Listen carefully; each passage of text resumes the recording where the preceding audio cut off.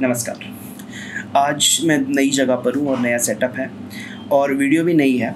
मैं बस बैठा हुआ था देखने के लिए कि क्या वीडियो पे रिएक्शन दूँ। And this I saw like it has been uploaded right now. So the title of the video is Exposing Real Identity of Dhruv Rathi, our ever favorite topic, Dhruv Rathi. This is by Engineer Reveals. So let's begin. I'll give link to the original video in the description. Go and check it out. Come back and react with me. Give me a thumbs up. Subscribe to the channel. Let's start.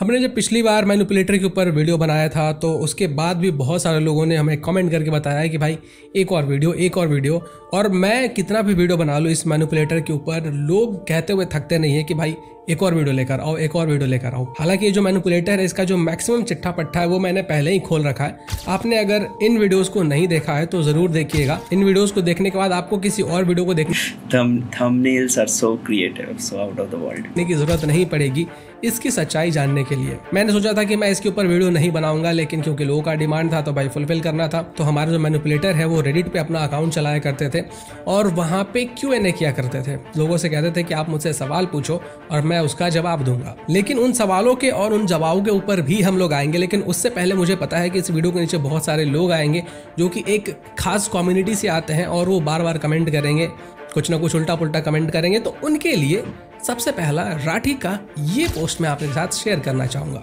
21 अक्टूबर 2016 को राठी ये post करता है, let's see what is the opinion of majority of people on the uniform. वैसे एक चीज़ मैंने notice करी है, किसी भी राइट विंग यूट्यूबर के इतने स्टॉन्च, इतने रेडिकल सपोर्टर्स नहीं है जितने कि ध्रुव राठी के हैं। कोई भी video if you even touch the topic of Dhruv Rathee by a tangent, वो पक्का के रिएक्ट करेंगे कि Dhruv is doing a great job, तुम यू आर बीइंग एन अंधभक्त या whatever but like the kind of cult following Dhruv has, no other right wing YouTuber has that. Maybe because right wing is a lot divided, maybe they are a little bit more rational. Although there is a myth of right wing, there is no true right wing in India. उसके बारे में मैंने एक video में reaction दिया था. I will give link to that video in the iCard. You can check it out. It's by J. Sai Deepak. So where he is talking about the myth of right wing in India. Anyway, let's see. Civil code UCC, choose your option and react accordingly. अब ऊपर से देखने में आपको एकदम normal सा post लग रहा होगा कि हमारे जो मैनिपुलेटर है वो लोगों से उनकी राय मांग रहे हैं कि यूनिफॉर्म सिविल कोड के ऊपर लोग क्या सोचते हैं। चलिए जरा इस पोस्ट के कमेंट सेक्शन में चलते हैं। अब मैनिपुलेटर के इस फेसबुक पोस्ट के नीचे बहुत सारे लोगों ने इसको क्रिटिसाइज करना शुरू किया क्योंकि ये यूनिफॉर्म सिविल कोड के ऊपर बात कर रहा था और आपको पता है कि वो कौन लोग हैं जो यूनिफॉर्म सिविल कोड के खिलाफ बोलते हैं या उसके अगेंस्ट होते हैं। तो राठी ऐसे कमेंट्स को देखकर बौखला जाता है और वो कमेंट डाउन करता है, people who want to have different laws for their own religion think about the following, hereby I create a new religion called मेरी मर्जी। अब इस कमेंट सेक्शन से मैनिपुलेटर का ये कहना था, क्योंकि इसके पोस्ट के ऊपर बहुत सारे जो एक खास कम्युनिटी के लोग थे, पार्टिकुलरली जो मुस्लिम्स थे, वो रैटल्ड थे कि UCC के बारे में ये क्यों बात कर रहा है। तो इसका कहना था कि जैसे मुस्लिम्स UCC के अगेंस्ट में है तो ठीक है, मैं भी अपना एक धर्म बनाता हूँ और उस धर्म का नाम होगा मेरी मर्जी, और उस धर्म में ऐसा होगा कि मैं अपने दूसरे बच्चे को जलाकर मार सकता हूँ, मेरी मर्जीज़म, और मैं बाकी लोगों को भी मार सकता हूँ क्योंकि ये मेरा रिलीजन है और मेरे रिलीजन में ऐसा ही होता है। तो प्लीज मुझे अपने रिलीजन को फॉलो करने के लिए अरेस्ट मत करना, और गवर्नमेंट को भी मेरे रिलीजन में इंटरफेयर नहीं करना चाहिए क्योंकि ये मेरा रिलीजन है। In short A manipulator Muslims को रोस्ट कर रहा था कि जिस तरीके से मुस्लिम्स गवर्नमेंट को कहते हैं कि हमारे रिलीजन में इंटरफेयर मत करो, हमारा रिलीजन हमारा कानून है, हम अपने तरीके से उसको फॉलो करेंगे, तो उस हिसाब से मैं भी अपना रिलीजन बनाऊंगा और मेरे रिलीजन में मेरे हिसाब से कानून होंगे और उसमें गवर्नमेंट इंटरफेयर नहीं कर सकता है। Well it can go either ways. Hindus की भी तो पर्सनल लॉज होते हैं। हिंदू कोड बिल जो है जिसमें इनहेरिटेंस और मैरिज, डिवोर्स, ये सब डिफाइंड है, those are also personal laws. So every community in India has personal laws. Muslim का Muslim personal law and Hindu का हिंदू कोड बिल। तो it can go either way. But what's interesting here is कि whenever the talk of UCC comes up, हमेशा Hindus are in support of that and Muslims are against it. तो why is that? क्योंकि if UCC comes then it challenge the status quo for both the communities. तो सिर्फ एक community ही क्यों उसके खिलाफ खड़ी हो जाती है? तो ये एक बात गौर करने वाली है, may be they enjoy certain specific privileges, may be जो उनके पर्सनल लॉज हैं they provide them a lot of freedom as opposed to बाकी अदर कम्युनिटीज़ के पर्सनल लॉज। तो ये चीज़ गौर करने वाली है। अब इसके बाद बहुत सारे और भी लोग कमेंट करने लगते हैं। तो एक कमेंट के ऊपर रिप्लाई करते हुए मैनिपुलेटर कुछ ऐसा कहता है, sealed nectar, oh please, there is no such thing as god's law, human's law. मतलब कि राठी एक व्यक्ति को रिप्लाई करके ये कह रहा था कि जस्ट लाइक बाकी के जो रिलीजन है जिनके किताबों को किसी ह्यूमन ने लिखा है, सेम उसी प्रकार से तुम्हारा जो रिलीजन है इस्लाम, उसका जो होली बुक है कुरान, उसको भी किसी एक व्यक्ति ने लिखा है। और क्योंकि ह्यूमंस गलती करते हैं तो तुम्हारे कुरान में भी बहुत सारी गलत चीजें लिखी हुई है। और I am shocked by this. ऐसा how is Dhruv Rathi talking about this? और इसलिए अपने इस किताब को, जिसको कि हज़ारों सालों पहले लिखा गया था, उसको डिफेंड करने के बजाय अपने दिमाग को खोलो और अपना जो यूज़र मैनुअल है उसको अपडेट करो 21st सेंचुरी के अकॉर्डिंग। वरना जो मुस्लिम्स हैं उनको और ज़्यादा तकलीफ होने वाली है बाकी लोगों से इस पूरे दुनिया में। कुछ समझ में आया? मैंने पिछले वाले वीडियो में कहा था ना कि ये जो राठी है ये पहले एंटी मुस्लिम हुआ करता था, ये मुसलमानों के अगेंस्ट बहुत सारी चीज़ें इसने बोल रखी है, इस्लाम के अगेंस्ट इसने बहुत सारी चीज़ें बोल रखी है। लेकिन जैसे जैसे मुस्लिम्स इसके सब्सक्राइबर बनते गए, मुस्लिम्स इसके फॉलोअर्स बनते गए, इसके कल्ट फॉलोअर बनते गए, वैसे वैसे ये धीरे धीरे अपने आप को न्यूट्रल दिखाना शुरू करता गया। तो जो लोग इसके वीडियोस देखते हैं, इसके कल्ट फॉलोअर बन चुके हैं, इसके कल्ट सब्सक्राइबर बन चुके हैं, भाई अपनी आंखों को खोलो, अपना दिमाग इस्तेमाल करो और देखो कि इस व्यक्ति की जो असलियत है आखिर वो है क्या। अच्छा, इसके बाद एक और व्यक्ति कॉमेंट करता है और उस कॉमेंट को रिप्लाई करते हुए मैनिपुलेटर एक और बात बोलता है। इसका कहना होता है कि it is your right to practise your religion but stop imposing your stupid belief on other people saying your religion is the best and most divine, go watch PK and oh my god movies. मतलब कि manipulator का कहना था कि तुम्हें अपना religion practice करने की छूट है, लेकिन इसका मतलब ये नहीं है कि तुम अपने रिलीजन के जो बिलीफ है वो दूसरे लोगों के ऊपर थोपना शुरू कर दोगे। और ये बोलना बंद करो कि तुम्हारा रिलीजन सबसे बेस्ट है, सबसे डिवाइन है। ओ माई गॉड, राठी ऐसे कैसे बोल सकता है भाई कि इस्लाम में जो बिलीफ है वो स्टूपिड बिलीफ है? मुस्लिम्स को ऐसे कैसे बोल सकता है कि वो स्टूपिड बिलीफ को फॉलो करते हैं और दूसरों लोगों के ऊपर अपना रिलीजन के जो बिलीफ है उसको थोपते हैं? इसके जो सब्सक्राइबर्स है कम से कम अब तो समझ जाओ, अब तो आंखें खोलो, अब तो दिमाग का इस्तेमाल करो। किस लेवल पे ब्रेन वॉश हो चुके हो कि इसकी असलियत तुम्हारे सामने है और तुम उसको एक्सेप्ट करना ही नहीं चाहते हो। सॉरी, मैं तो भूल गया था। चलो अब आते हैं इसके रेडिट के अकाउंट के ऊपर और इसके रेडिट के कमेंट्स और इसके रेडिट के पोस्ट के ऊपर। इसने आज से करीबन 6 साल पहले रेडिट पे एक पोस्ट डाला था कि बीजेपी का जो प्रोपेगेंडा है उसको हम लोग कैसे काउंटर कर सकते हैं, और इस चीज़ के लिए उसने ढेर सारे पॉइंट्स लिखे थे। पहले पॉइंट में इसने लिखा था कि we don't have any option, Modi is the only choice, he is the least first. मतलब मोदी बाकियों से अच्छा है, बाकी लोगों के कंपैरिजन में कम करप्ट है। ये जो नैरेटिव है ना, इसको हम लोगों को तोड़ना है और इसके अगेंस्ट हमें काउंटर नैरेटिव चलाना है। दूसरे पॉइंट में ये बताता है कि हिंदू खतरे में है, they are attacking our culture. ये जो नैरेटिव है कि हिंदू खतरे में है, हिंदुओं को किसी से कोई परेशानी नहीं है, हिंदुओं के जो मंदिर है उनको किसी चीज़ से कोई दिक्कत नहीं है, इस नैरेटिव को हमें तोड़ना है। और अगर आप इस मैनिपुलेटर के वीडियोस को स्क्रॉल करोगे तो आपको पता चलेगा कि ये इसी चीज़ के ऊपर काम कर रहा है और लगातार काम कर रहा है। जब इलेक्शन आया था तो उस समय पे आपने देखा होगा कि ये धराधर वीडियोस बनाए जा रहा था और इलेक्शन खत्म होते ही ऐसे गायब हो गया जैसे गधे के सर से सींग। इलेक्शन से मुझे याद आया कि सोनम वांगचुक जी के ऊपर मैंने एक, तो ठीक है ना, उस time he was taking advantage of the algorithm, जो सब चीज़ें ट्रेंडिंग चल रही थी, उस सबका वो फ़ायदा उठा करके he is like a good businessman. उसे पता है कि कब कौन से टॉपिक पे वीडियो बनाना है, कब कैसे व्यूज़ बटोरने हैं, वो सब चीज़ को उठा करके ही वो आगे बना है। बट द थिंग इज, सी, शुरू में उसका जो एक इमेज था वो उसको ऐसे प्रपोज कर रहा था कि he is neutral. I mean people are neutral in the beginning, okay, because जब वो काम शुरू करते हैं तो they start with an ideal. ठीक है, जैसे मैं भी हूँ, मैं भी I always think that I should present a rational और unbiased opinion. Similarly उसने भी सोचा होगा कि मेरा content will be unbiased based if you take religion into context. But ऐसा, और मेरा जो भी opinion होगा it will be based on fact, it will be based on merit, और उसी के basis पे मैं अपने जो idea को है आगे बढ़ाऊँगा। But as time प्रोग्रेस्ड, उसे धीरे धीरे पता चला कि ऐसे ज़्यादा फॉलोइंग नहीं हो सकती, ज़्यादा पॉजिटिव चीज़ों से वो फॉलोइंग नहीं मिलेगी जो नेगेटिव चीज़ों से मिल सकती है। तो सिमिलरली उसने फिर उस ट्रेंड को पकड़ा, धीरे धीरे करके वो अपना एक फॉलोअर जहाँ उसे लेके गए वहाँ पे वो चला गया।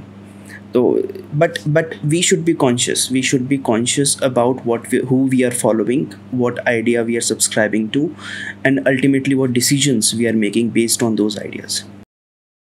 वीडियो बनाया था जो प्रोटेस्ट हो रहे थे लद्दाख में उसके ऊपर, और मैंने एक कंसर्न भी रेज किया था कि भाई जो इलेक्शन आ रहे हैं उसी के पहले ये प्रोटेस्ट इतना ज़्यादा तेज क्यों हुआ है। और अब देखिए कि जब इलेक्शन ख़त्म हो गया है तो सोनम वांगचुक जी ने प्रोटेस्ट एंड कर दिया है, जबकि उन्होंने कहा था कि मेरे बाद भी लोग प्रोटेस्ट जारी रखेंगे और एक एक करके ये साइकिल चलता रहेगा। क्या आपने इलेक्शन के समय में अपनी सारी ताकत झोंक दी थी अपने प्रोटेस्ट के ऊपर, और इलेक्शन खत्म होते ही आप भी वैसे ही गायब हो गए जैसे कि ये मैनिपुलेटर गायब हुआ। मैनिपुलेटर का तो समझ में आता है कि वो आम आदमी पार्टी के IT सेल के लिए काम करता है, पर आपका 5 साल पहले राठी ने एक पोस्ट शेयर किया था जो कि एक सार्काज़म पोस्ट था, और उसमें वो कह रहा था कि ध्रुव राठी का एक वीडियो है with Akash Banerjee where he says categorically कि मैंने कभी भी किसी भी पॉलिटिकल पार्टी के लिए काम नहीं किया है। I have no affiliation with any political party. But एक लेसर नोन वीडियो है उसका प्रखर गुप्ता के साथ, जो अभी थोड़ा ट्रैक्शन पकड़ रहा है बिकॉज अभिजीत अय्यर मित्रा और श्याम शर्मा की वीडियो में उसको मेंशन किया गया है कि where Dhruv Rathi comes on a podcast, unscripted podcast with Prakhar, and there they have a discussion. So they are trying to point out कि without a script Dhruv Rathee is very unimpressive. क्योंकि और अगर तुम वो वीडियो देखोगे भी ना तो whenever प्रखर puts any question तो ध्रुव is always like इसके बारे में कहना थोड़ा मुश्किल है, ये तो बहुत बड़ी बात हो गई, इस तरह से he is like he will either agree or he will just say कि it's very hard to comment on it. The only time that he took a side in that video is when he said कि Indian government को अब states को ज़्यादा power दे देनी चाहिए. So that was the only time he gave out an actual opinion. Whether that opinion is good or bad is another question, but that is the only takeaway from that entire podcast of like 1.5 hour. So go and watch that podcast and you'll realize how unimpressive Dhruv is without a script.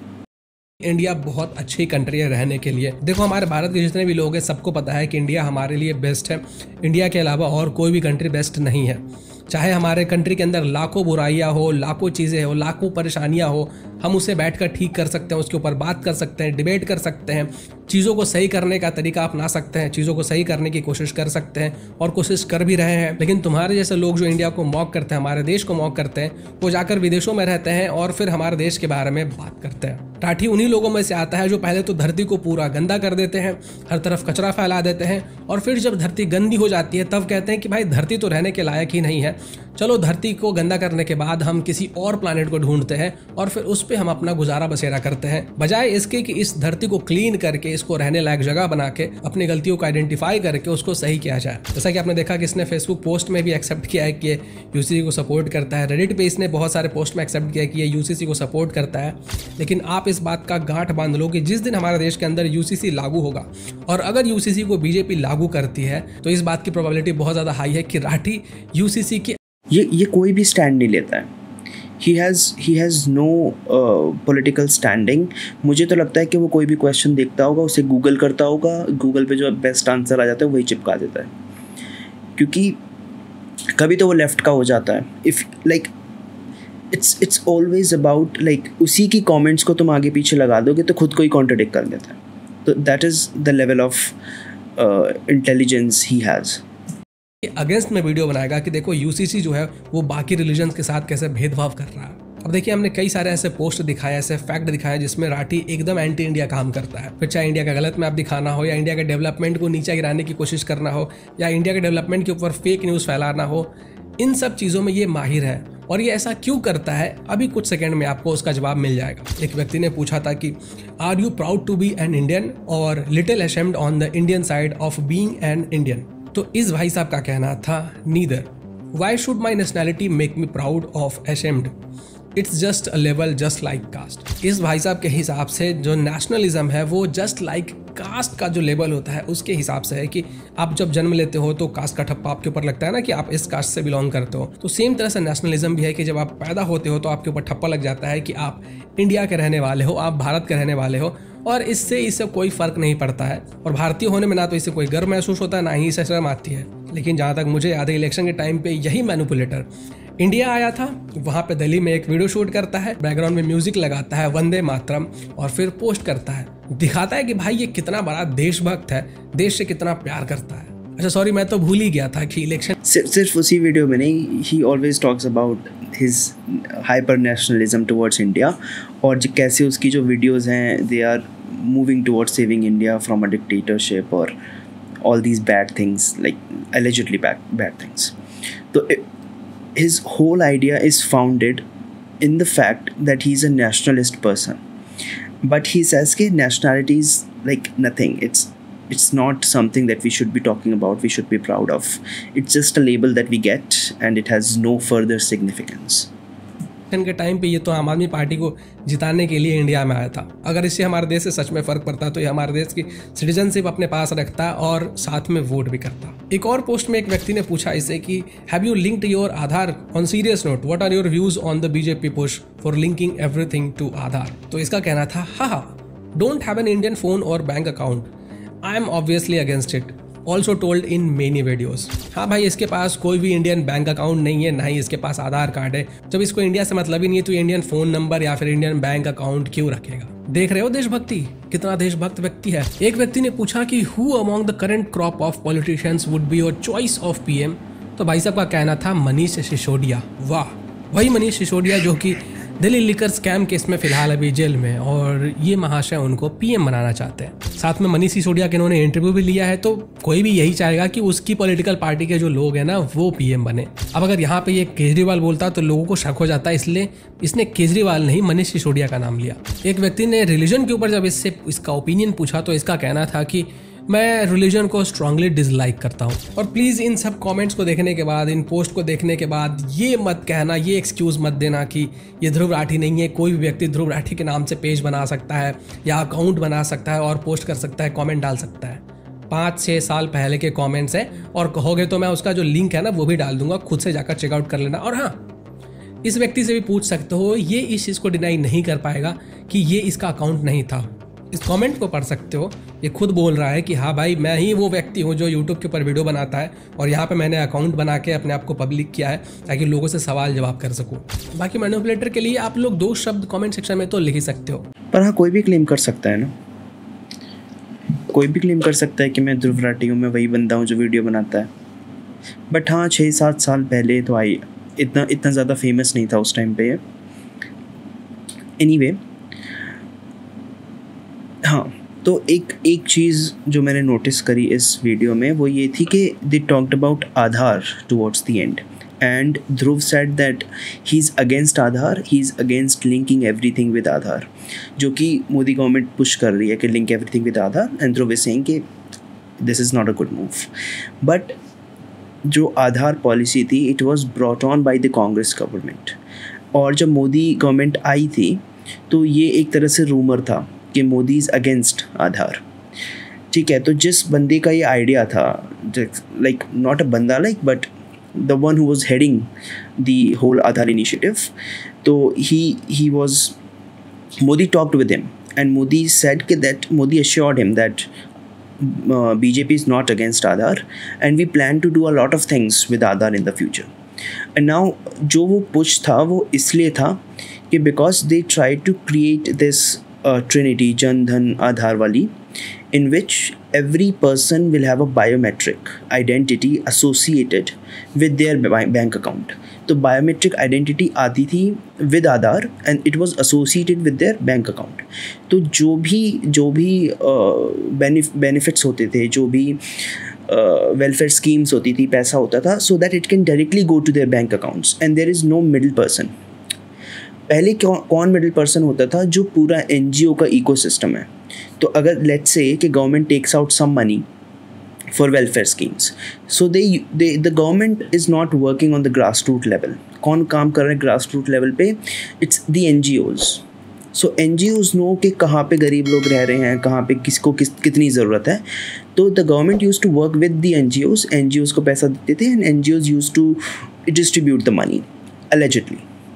उसमें क्या होता था, a lot of money went missing because of the NGOs. NGO वाले लोग ले लेते हैं and that is why you see a crop of NGOs coming up during the Congress regime.